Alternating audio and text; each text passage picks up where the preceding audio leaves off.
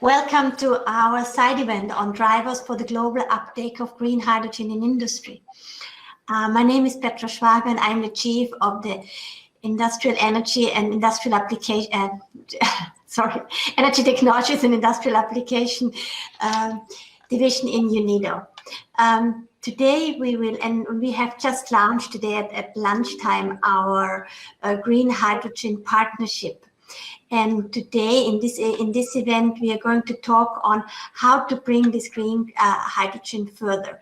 So green hydrogen produced from renewable energy source has great potential to contribute to the decarbonization of industry, in specific the energy intensive hard to abate sectors and transfer.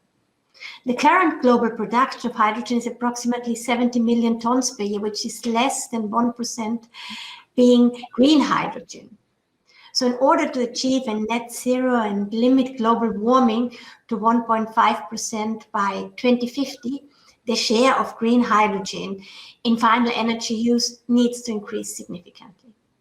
So today's expert panel will discuss on how to elevate the production and demand for green hydrogen.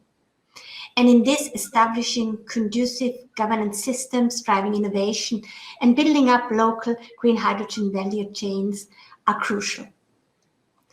So allow me to start by introducing our distinguished speakers.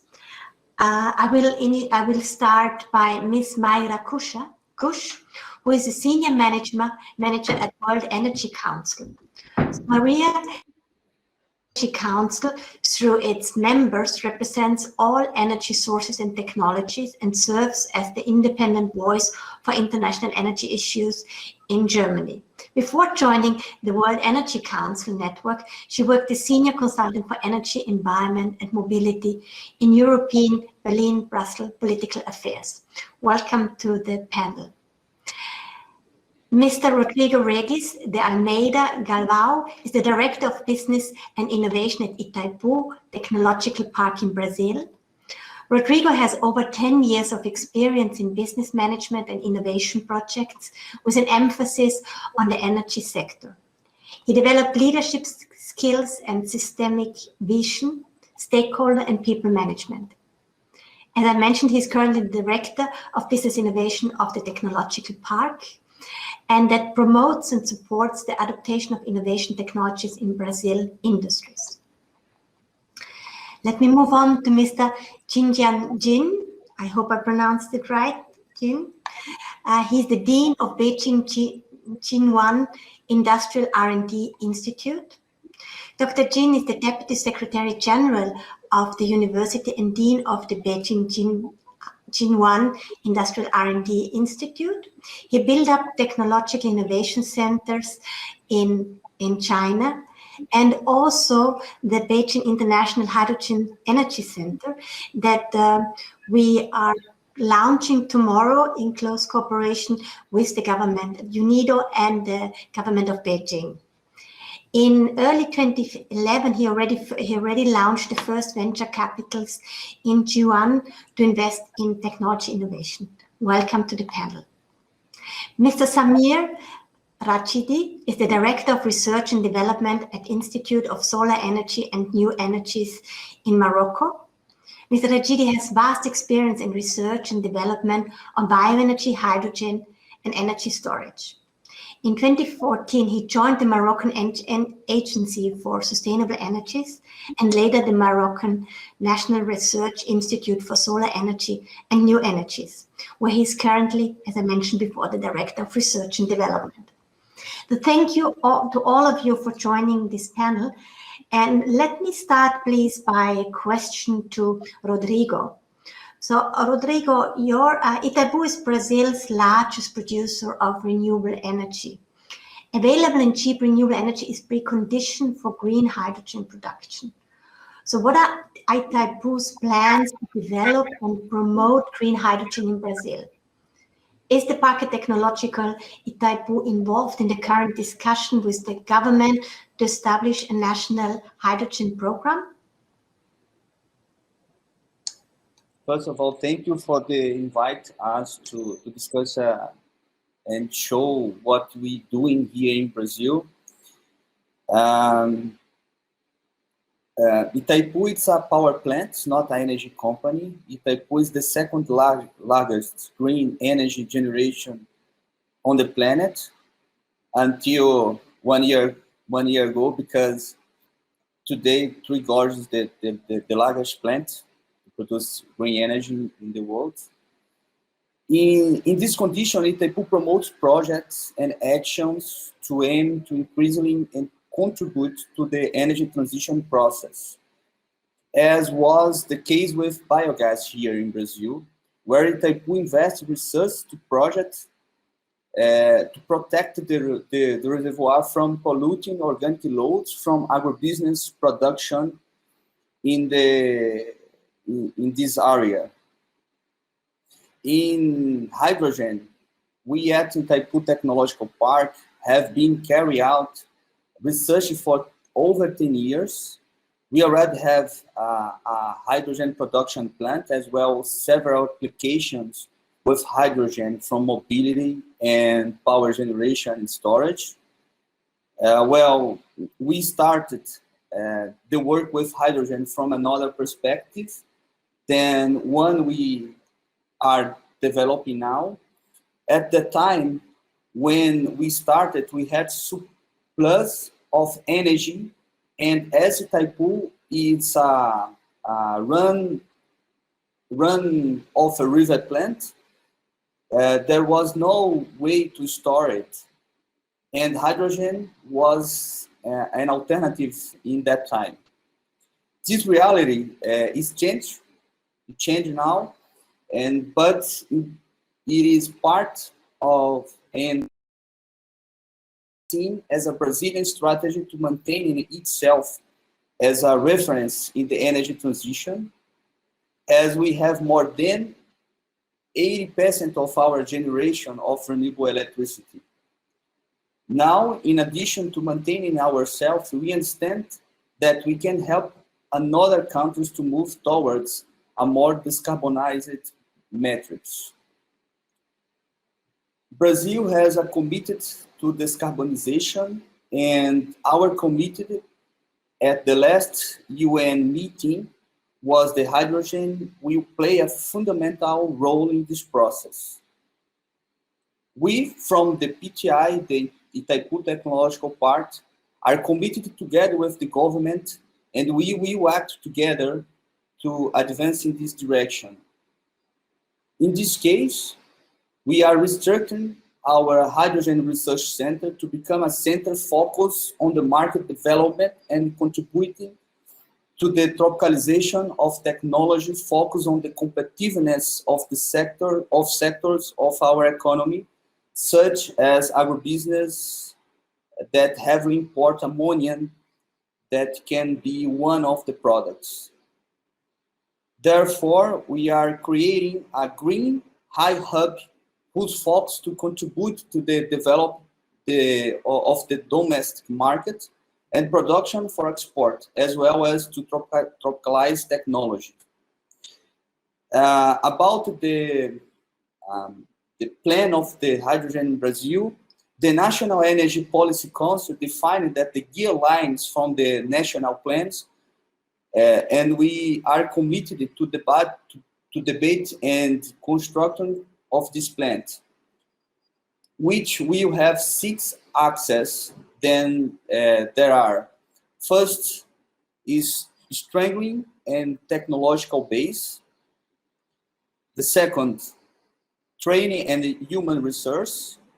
Third, energy planning. 4, legal regulatory framework. 5, market growth and competitiveness. And 6, the international cooperation. Because if you want to develop this market in Brazil, it's very important to make this cooperation, international cooperation. Thank you very much. Very comprehensive program. Thank you so much. Now let me turn to you, Rashidi, for Morocco.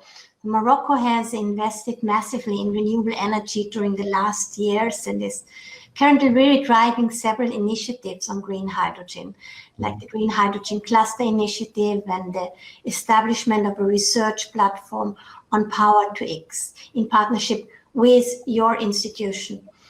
So technology readiness in the country plays a crucial role in the success of such initiatives.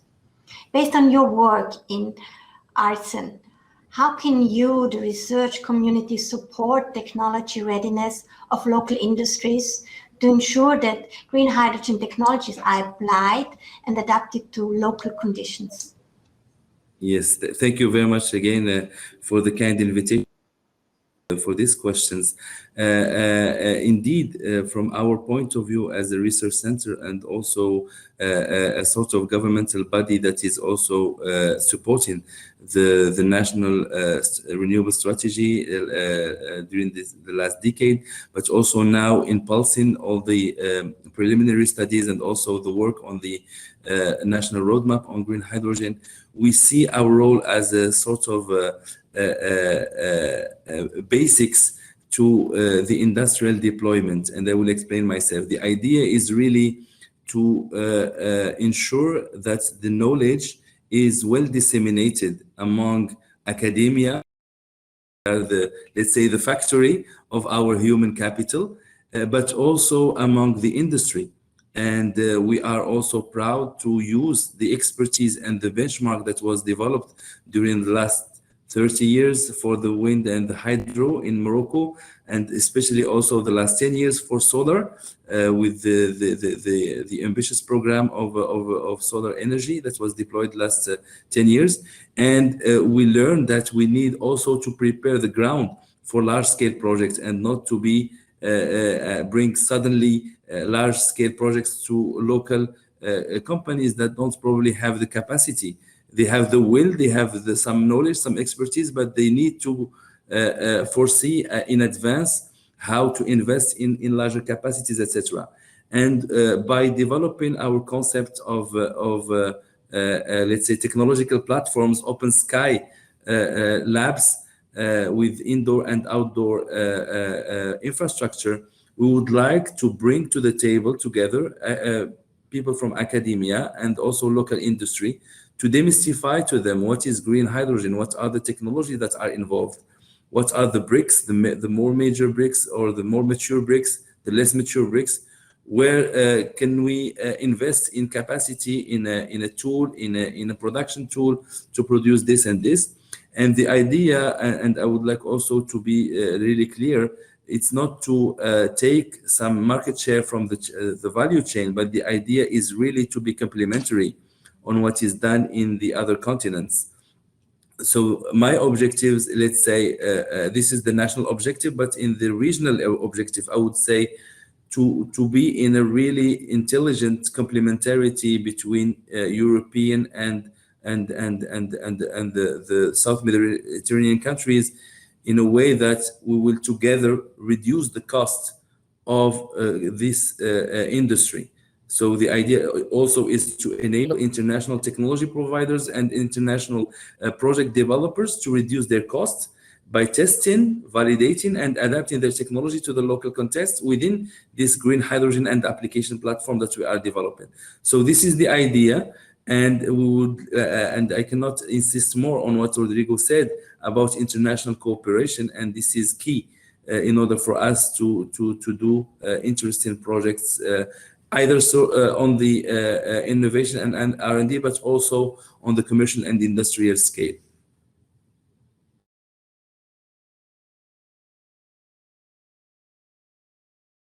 Your micro, Petra, sorry. Yeah. You know, after so many Zoom meetings, you still get trapped in this. Thank you. I was just mentioning that this is a good point also for the next question that I'm having to Dr. Jin, because China and UNIDO are going to launch tomorrow the International Hydrogen Energy Center. So, Dr. Jin, how do you see this center contributing also to this advancement of green hydrogen, also bringing in the investment that is needed? The floor is yours. Thank you for having me, Petra. And I'm very glad to meet all of you on this workshop. Yes, Beijing and UNIDO are going to initiate the International Hydrogen Energy Center tomorrow. It's a very good news for both of us. The International Hydrogen Energy Center is a non-profit technology innovation center in the field of hydrogen energy. It will focus on the full industrial chain of hydrogen energy and will build an innovation system with basic research, technology R&D, and industrial enterprises. It will be the world's level hydrogen commercial demo. In technology area, we will cooperate globally and develop hydrogen technologies and critical equipment. In industry area, we will launch large-scale industrial demo of leading enterprises. For now, by supporting the IHEC, Beijing is trying to build its global hub for green hydrogen energy R&D, an advanced hydrogen center with international impact, and develop China, US, Europe decarbonization collaborations in industry. So I think we can cooperate with more partners all over the world to promote decarbonization in industry with hydrogen energy and build a new green industry system in the future. Thank you. Thank you very much, Jin. That sounds very promising, and we very much look forward to the cooperation. Let me now turn to Myra. So Myra, your institute is really driving super interesting projects around the globe and also advancing the deployment of green hydrogen. So with all the projects that you have seen and with the network you're cooperating, what makes a green hydrogen project a successful project? Now, what are the key elements of such a project? Good afternoon, and also thank you for the invitation. As World Energy Council, we try to look at the global developments and to identify global trends. And of course, hydrogen has become a very important topic for us as it has become a priority on the global energy agenda. And of course, many countries around the globe have discovered hydrogen as a means, especially green hydrogen, to decarbonize the industry sector, including process heat, to achieve climate targets. But when asking what key elements of a successful green hydrogen project could be, that is actually not an easy question to answer because, well, it really depends on different factors and it may vary from country to country and even from project to project. But in general, one of the key factors for the deployment of green hydrogen, especially in the industry sector, is still the price and consequently the competitiveness of green hydrogen. The use of hydrogen usually is still more expensive, at least more expensive than the direct use of fossil fuels. And that applies to green hydrogen, but also to gray hydrogen, but also to green hydrogen from renewables. And therefore, well, green hydrogen is not competitive, at least not yet. And in addition, hydrogen projects often require high investments in the beginning. For example, investments in the building of the necessary infrastructure to produce, transport, store, and eventually use hydrogen. And therefore, one important element for the market ramp-up of hydrogen in general, but also for specific projects, is funding. And many countries around the world have already implemented or are planning to implement support programs that are sometimes especially directed to hydrogen use in the industry sector, for example, Germany. And in the end, it's important that the governments fulfill these pledges to have the support mechanisms. And as a production of green hydrogen requires large amounts of electricity from renewable sources, it's also important, or at least they are an important factor, affordable electricity prices. that can play an important role in making green hydrogen competitive and therefore also green hydrogen projects. In my opinion, another precondition for the large-scale deployment of green hydrogen is a set of basic national and at best international standards for the production, transport, use, and storage of hydrogen. Because at the moment, green hydrogen does not yet fit into the regulatory framework. Therefore, we need, for example, common standards for safety standards for the use as well as for the production of hydrogen. And we also need a certification system because of greenhouse gas emissions associated with the production, the transport, and the use of hydrogen, and also of its derivatives, for example, ammonia. Well, they should be certified because it enables the creation of new markets where these lower greenhouse gas emissions are valued and where there's also willingness to pay the higher price for these production costs. And in the end, I think it's also important in general to involve the local population in greenhouse gas projects, in green hydrogen projects, to make sure that the population also benefits from these projects, because that in the end can raise acceptance for production and the use of hydrogen in the end. Much, Myra. I think we have quite a catalog of what needs to be done. And before I start the next round of questions, I just would like to inform the public that please feel free to put your questions either in the chat or in the question and answer part, and we would be happy to address them later. So we have heard now from Myra also that we need different elements from a successful project, and I wanted to touch upon a point now on the front runners.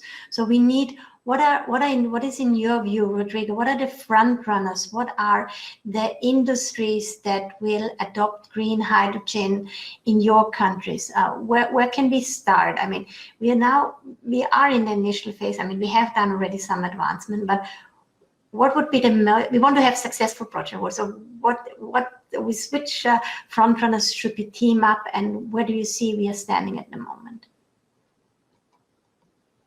Well, this question is $1 million question, no? To say what the industry here in Brazil could be the leader. No? Like Mayra said, there are so many keys to develop this market for different sectors here in Brazil. So the leader will depend on the national and international regulations and tendencies. At the present, the electric sector, the electricity sector here in Brazil is organized itself to become at least a supplier of renewable energy with quality for the producing companies. In short time, it's possible leader could be the new green hydrogen production plants for exports. Thinking about the existing industry, the mining sector has been discussing the matter, meaning the challenge inherent to the decarbonization of the transport sector within the mining process. On the other hand, there are companies at the agribusiness sector in our country with international capital, which carry out pilot projects elsewhere to the need to use green hydrogen in their production process. But there is still not specific one for Brazil. Finally, the countries, another important sector in the energy generation sector from biomass, such as biorefineries for the production of ethanol here in Brazil. These ethanol production plants may become leaders in the subject to their historical genetics to being technologically competitive in the renewable energy generation sector. Another sector that is well established in the country and could play a leading role to the ASG issues in the steel sector. Okay. Thank you very much. And Dr. Jin, do you have any comments on this also? What does it look like in China? And please also, Samir and Mayra, come in if you would like to add to this discussion. Yeah, well, I think Beijing City will be a good example of China to use green hydrogen. Just like I said, Beijing will be the base of green hydrogen energy application, and also will develop 2 demonstrations to support its key position. For example, we have more than 300 FCV under operation in Zhangjiakou, and it will be more than 1,000 hydrogen fuel cell buses operating in Zhangjiakou City to support the 2022 Winter Olympics. Hydrogen fuel cell logistic vehicle demo will be operated in Daxing. It's in Beijing City. And we have built the world's largest hydrogen refilling station with 4.8 tons hydrogen per day in Beijing. So based on this special policy and industry support with strong R&D background and our international technology commercialization system, I think Beijing City will be a good example in China for large-scale industrialization of green hydrogen, especially in transportation area. Based on China's equipment manufacturing industry, a number of industry leaders will be in the green hydrogen industry. For now, with the demo of hydrogen energy in transportation, Sino High-Tech is a company name, is a startup enterprises for fuel cell vehicle, supported by our institute. Now, the company is successfully listed on the Science and Technology Innovation Board in last year. It's an industry leader in this field. In the future, with the increasing demand for hydrogen use in industry, hydrogen production by water, hydrogen storage, hydrogen transportation, and hydrogen chemical industry, China will have a number of leading enterprises to support the equipment for the world. Thank you. Okay, thank you. That sounds very impressive. So Beijing is the next city, hydrogen city, green hydrogen city, no? And what I understand also from the different interventions is that we see on one side we see industry taking a lead, but also transportation is highly important in all this debate. So not just and bringing these two together. Yeah, thank you very much. I saw you, Samir, coming also wanting to add something. Yeah. I just want to make a point about front runner, and front running is always making good feeling, especially to the ego. It's always good to be mentioned as a front runner country. However, I would say I would like to remind also the audience and the and the attendee as well, that the main objective is to fight against climate change. So for this, I think we would like, or we need to be all runners, not front runners, but all runners, if I may invent this word for this meeting. And the idea also is to start really quickly, because we are seeing a lots of hesitation, and also sometimes we want to be more more let's say or idealistic in a way that you would like to be sure of everything, of the scale of the economics, but also of the regulatory framework. I would like also to say that given this value chain of power to X or green molecules, I think we are already in an existing market of 100 million tons a year of each molecule. So it's $10 billion markets for each molecule, etc. So we are already in an established market. The idea now is just to switch or to change the color of the hydrogen that is at the beginning of all of this value chain. So I don't think, in my humble opinion, that the priority should be really focused on regulation. It's always good to regulate. I would say let the private sector and the industry work, as Jean said, and also Rodrigo and also Maya. I think it's about its point.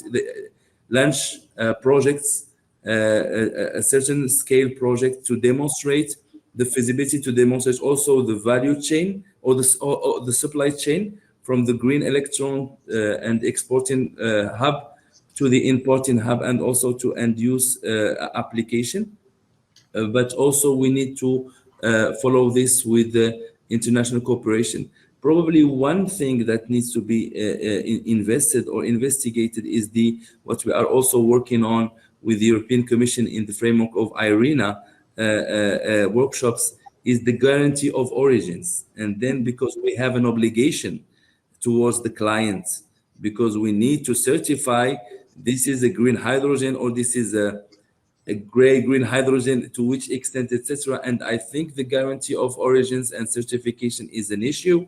Regulation, I don't think so much, at least, because and I would let the private sector and the government launch the first 100 megawatt scale projects for the whole chain value. And we see in the collaboration between Australia and Japan a very nice. Not only Australia, but also the countries from the Southeast in the demo projects of Japan, a very good example that need to be duplicated and scaled up.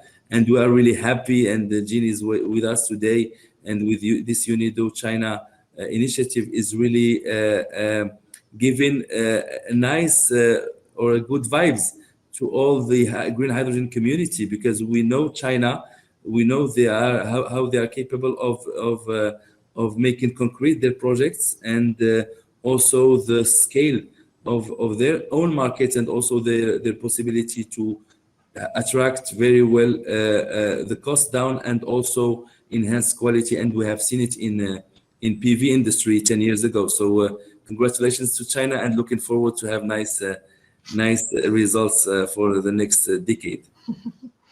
Thank you, Samir.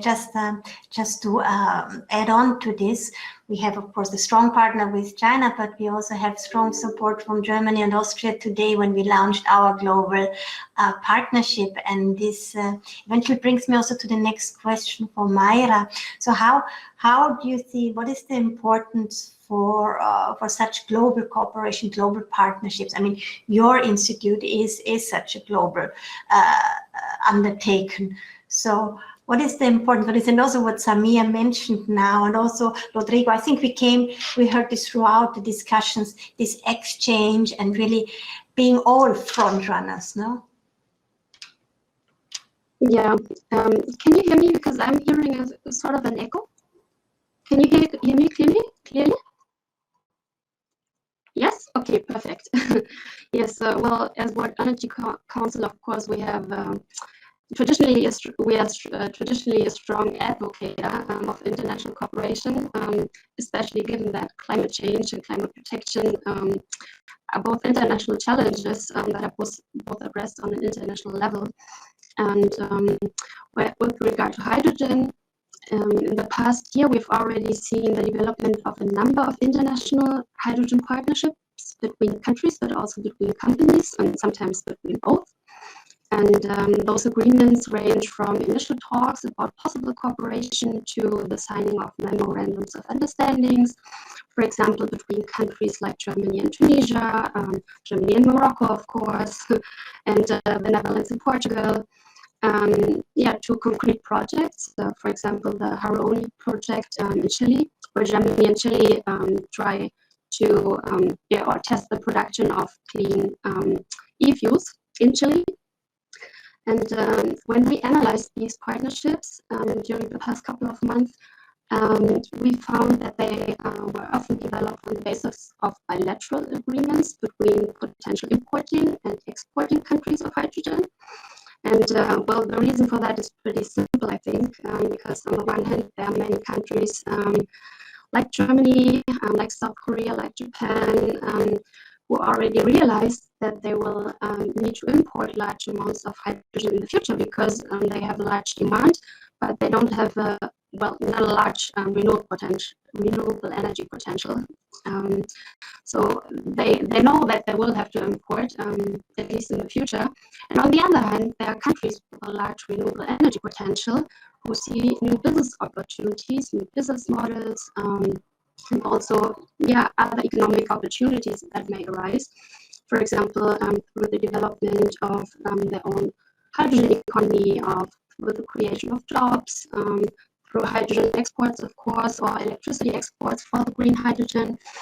So, and as I mentioned earlier, these hydrogen projects, and especially green hydrogen projects, investments, especially in the beginning, to develop the production, transport, storage, and of course, distribution capacities.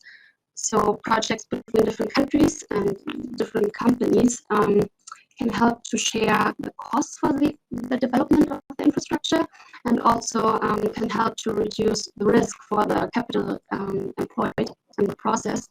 So in my opinion, partnerships can play a vital role, especially in jump-starting the production and the deployment of green hydrogen, especially during the ramp-up phase, but not only. So in our opinion, those synergies should be used. And as could be seen during these past months, many countries are trying to use those synergies. And for example, Germany, in Germany's hydrogen strategy, there are just 2 billion euros of those international partnerships and for developing international value chains for hydrogen. And well, of course, in industrial as well as developing countries and countries in transition, green hydrogen can play an important role as clean energy vector to support national climate targets, and at the same time increase energy security. For example, by reducing the dependence on other fossil fuels, for example, coal or oil. And due to the multiple sources of supply and demand of hydrogen, there are, in our opinion, various options for establishing new hydrogen partnerships and also for transforming existing ones. For example, we also see a number of partnerships evolving within one region. For example, in South America, between Colombia and Chile, for example. And we will probably continue to see development of those partnerships, well, because it takes a while for regional or even international markets to develop. So in the beginning, we'll probably continue to see bilateral or trilateral partnerships. And actually, if you are further interested in this topic, on our World Energy Council Germany's website, there's also a global map of bilateral partnerships, which we try to update on a regular basis. Thank you very much, Mayra. And outlining a bit the importance of bilateral, but also global cooperation in this and in these different fields. I wish to take now, there are some questions in the chat, and please feel free to react. And I think I will start from the one below. So what would be the most important multilateral policy that would enhance demand for green hydrogen among the use sectors? The most important, the one and only, or the first one, the front runner? What is this in your opinion? Petra, can you please say again the question? Sorry. So the question is, what would be the most important multilateral policy that would enhance demand for green hydrogen among end-use sectors. So if you had to choose a policy, a multilateral policy. Well, I can speak from the Moroccan point of view, if I may. Well, we have done some preliminary studies and also some in-depth studies together also with Germany support through many mechanisms, and we thank them for this. But from our point of view, we have, of course, domestic and also export opportunities, but we say we see the exports are more, let's say, we have more opportunities in the export market than in the domestic market. So I would encourage really, I mean, the countries that have ambitious, let's say, targets in terms of carbon neutrality, and so they declare themselves as a potential market for those exports to declare themselves. We have, fortunately, we used to have Japan as a leader since 2014 with a clear roadmap that is limited in one page and comprehensive, etc. Now with Germany, we have another declared country, and the market now is getting to settled up and also to have some visibility. But it's really key prior to any, because this is a sort of how is a chicken and egg problem. Shall we invest in certain capacity or wait for a declared market to materialize before to invest? So this is the supply and demand, and we really need to have a vision and the visibility on this. And I think that also Germany is showing the way, and I don't want to make compliments to Germany because they have launched recently a very important initiative called H2 Global. And with this initiative, I think Germany is paving the way because they are taking really seriously their commitment and say, okay, guys, we would like to be neutral by 2040 or 2045. And this is how we make it. And we encourage you to organize yourself in consortia, and we will buy from you the green hydrogen or green molecule, and we will subsidize it indirectly by selling it on the German market at its price. So this is, I think, a very intelligent approach, and that needs to be duplicated. But we really need to pave the way to this middle scale. I mean, the scale-up technologies or scale-up projects between 20 to 100 megawatts of projects. I'm speaking about electrolysis size, and this we need. Funding is a real hurdle, as Mira said minutes ago. We need to have this funding framework. Would it be like intelligently done, like the H2 Global Initiative, or directly subsidizing the consortia? Thank you very much. Anybody else would like to come in? Yeah, Rodrigo, please. Well, I believe that the first step here in Brazil is the same that Sami said, that exports is a good market to create the condition to start the green hydrogen here in Brazil. But we need to looking for the domestic market. How can we develop this market? And I believe we need to looking for different kind of policies for different sectors. For example, Brazil, it's the agribusiness sector. Brazil is so strong, so we need to think how can we, because I work in biogas market here in Brazil to create this market in Brazil, and when we started this in Brazil, we need to looking for different sectors. I think it's the same strategy for the hydrogen here in Brazil.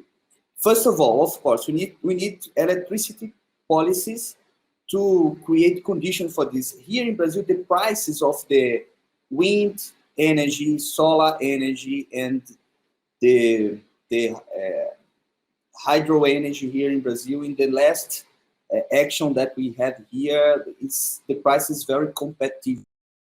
So we need to looking for the sector of the transport, the gas grid, because here in Brazil we need to create conditions for the great policies for to put hydrogen in the natural gas grid here, the pipelines that we have here in Brazil.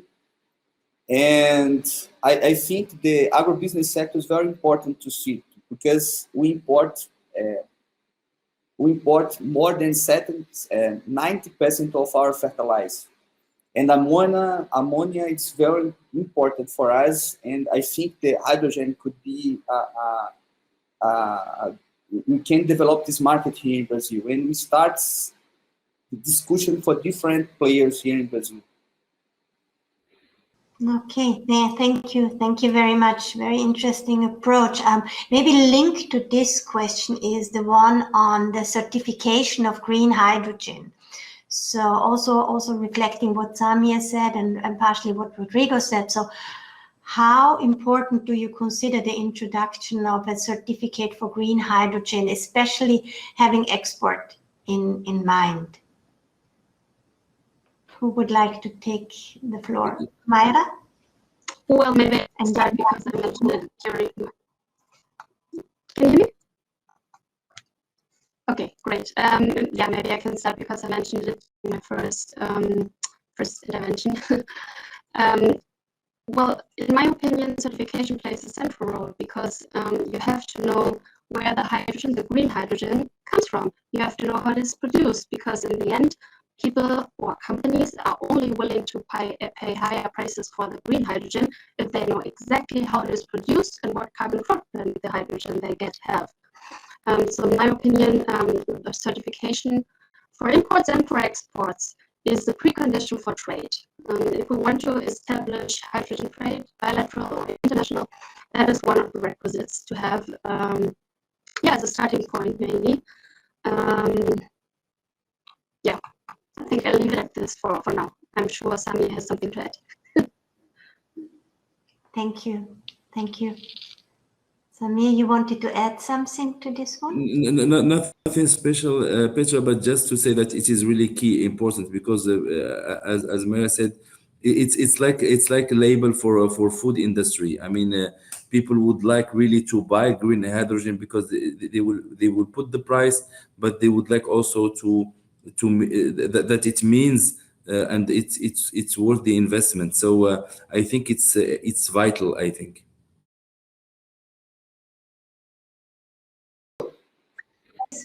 Yeah, about certification here in Brazil, we develop GranaView. It's a program to incentivize the biofuels here in Brazil. I think the GranaView, it's a market-driven incentive mechanism based on the economic theory of the cost market for pricing externalities. It transfers social environment costs of using fossil fuels as an income to the production of biofuels. So I think we need to have a little bit something like this here in Brazil to stimulate this market here in Brazil. Thank you. Thank you very much. Maybe I take the next question. And this one I would like to address to Dr. Jin. So is there, do you think that there should be a kind of a policy that encourages, I don't want to, well, the one who Emmanuel was saying, to force the hard-to-abate sector to change to green hydrogen or support the change? So should policymakers force the hard-to-abate sectors to support the change through carbon pricing mandate, if I understand the question correctly? Yes, I think the policy is so important to, first is help us to produce green hydrogen. So how to produce the green hydrogen? The most important is the cost. If the price is low, so it will be well used. So how to cut the cost First is the subsidy from the government. Yeah, we need the government can support us to do it. Also, we need more support in the technology, because if we solve the problem in technology, it will solve the problems in the basis.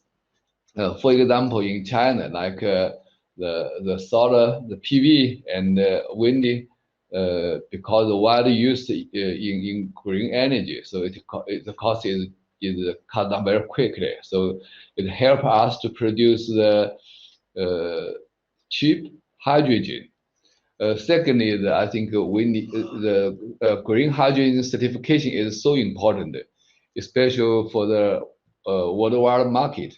I think maybe UNIDO can help us to how to do the certification. If we can set up a global market, we can exchange this technology or different resources. I think it's very helpful for us to for we can cooperate to enlarge the scale of green hydrogen, and also we can cut down the cost and help us solve the big problem. Thank you. This X in front of me so that I have to unmute myself. Thank you very much, Jean. And this is actually this certification issue is certainly a point that we have in the radar for our global program, and we will take this up certainly. There was also a question before we come to the final round is about the required investments in R&D in developing and emerging countries, and how climate finance can play a catalytic role to support the developing countries in the transition. So specific climate funds, I assume that we are talking here also about global climate funds and or other exchange mechanism. Samir, you also raised this point a bit. I was reading a bit between the lines that kind of how can we do this trading?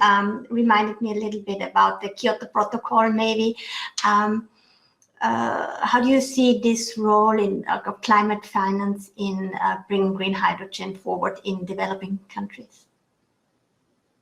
I would say if I Petra, I would say it's really vital, since it's especially difficult, and I can tell you something about it, to find funding for innovative and the demonstration phase projects. Normally banks are always driven, and it's also understood they are driven by bankability, but sometimes this bankability is either not demonstrated or is not interested enough to engage into a traditional funding scheme from banks. So the role of development banks and also climate funding is key to trigger, because this is what is it about? It's really about triggering the first project, and since there are some hurdles, technological hurdles on the electrolysis part, we need to have this triggering, and yeah, of course, green funds are a very good vehicle for this. But I would say, and by saying also politically correct, it's a bit shy. We have tried to knock on some doors, and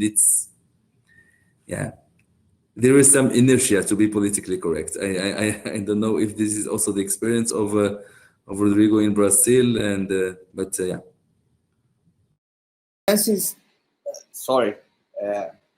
Finance is not easy, and when we talk about R&D and read and look to the market, because look, when we talk about different players here in Brazil, the companies wants to read to the markets, and we need to develop knowledge. We need to develop technologies, tropicalize some points here in Brazil, and it's a little bit of fight, We need to develop our R&D, but the market wants once things that reach to the market. So here in Brazil, we discuss it for different countries and fundings, national funds and international funds to develop this market here. In our case, in electric sector and the gas sector here in Brazil, we have some fundings for R&D, and our government put hydrogen with the priority. So in the next years, we will see different projects to create knowledge and technology here in Brazil. But at the same time, we have to develop different projects for the markets. So this is the challenge that we have here, and when we talk with the banks for R&D, it's impossible. We don't have money in banks for this. When we go to the banks, we need to go to the developed things that read to the markets.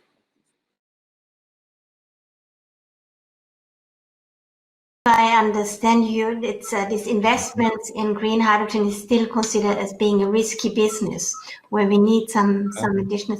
Dr. Jin, yeah, please. It's a very good question. I think the climate fund is very useful for mutual understanding. Yeah, but for our institute, and especially in China, we like set up a venture capital in green hydrogen. Yeah, it's very useful. Yeah, and maybe 5 years ago, we have a small fund for a green hydrogen investment.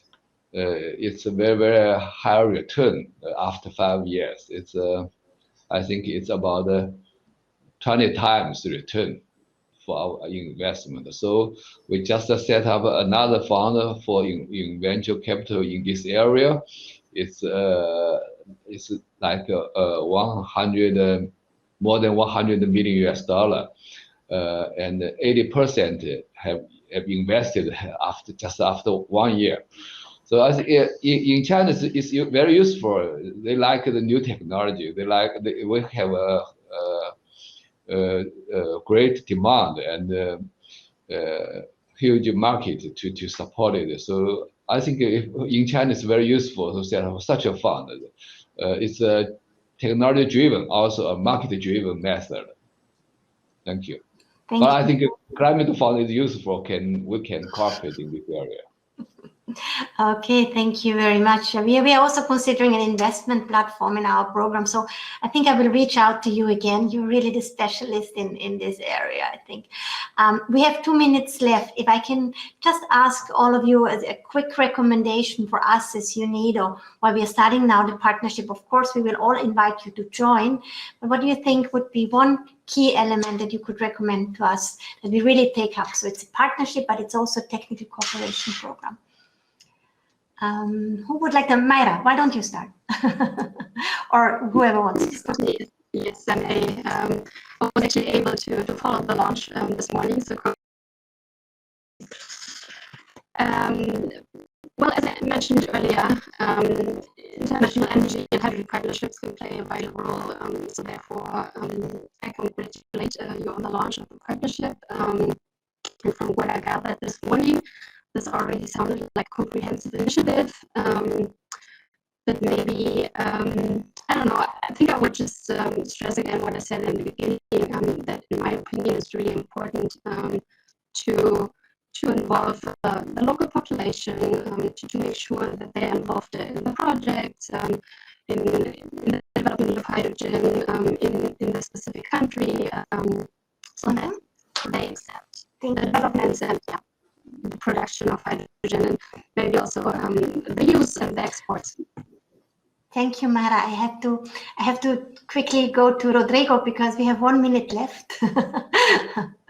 And then the key, well, thank you for invitation. I think the key to develop this market policy. I think the policy is the first point that we need to develop this.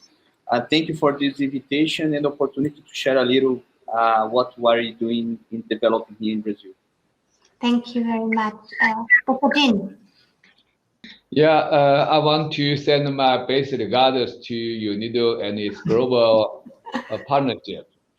Yeah, it's a successful global partnership is based on mutual trust and communication. So it's important to choose a good platform to build up the global partnership. So we would like to play a bridge to support UNIDO and its partners of the world to develop a green hydrogen project with our best efforts. Thank you. Thank you very much. Thank you so much, Samir. Thank you very much, Petra, again, and congratulations for this big, news. For this initiative, we have some really short recommendations to make for those projects that are taken into consideration between UNIDO and its partner. I would say to insist on reinforcing training and capacity building activities in order to qualify a competitive, high added value human capital in partner countries. I would also recommend engaging in pilot projects focusing on the whole value chain, include scale-up studies and implementation in real industrial context. And last but not least, disseminate the results and best practices of those projects in intermediate and final workshops, conferences, including site visits also among the partners. And thank you again very much for the invitation and for this opportunity to share some thoughts. Thank you very much, Samir. We have certainly taken note of all your recommendations, and I'm sure we have overdrawn by 2 minutes, I think, but I really would like to thank you for this excellent exchange of information, and also the ones who were listening for all the questions that we have received, and we very much look forward to work with all of you. So have a nice afternoon, morning, evening, wherever you are, and we look forward to continue the cooperation. Thank you so much. Yeah.